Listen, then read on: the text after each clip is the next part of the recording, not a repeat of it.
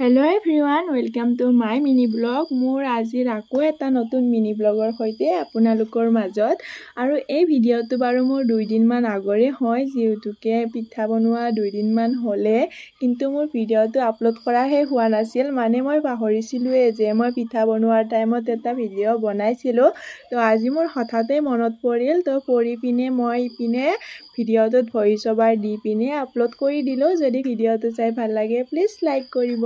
আৰু এই পিঠাবোৰ বাৰু মই অকলে বনোৱা নাই দে মানে বাইদেউ মই মানে দুয়ো মিলি পিনে বনাইছো যেহেতুকে এই পিঠাবোৰ আমাৰ ঘৰত বনোৱা নাই মানে বৰমাহতৰ তাত বনাইছিল তো তাতেই মই অলপমান গৈ লাগি দিলো আৰু মোৰ বাৰু বহাগৰ বিহুত পিঠা পনা বনোৱা নহলে আপোনালোকে বনাইছিল নে কমেন্টত জনাবচোন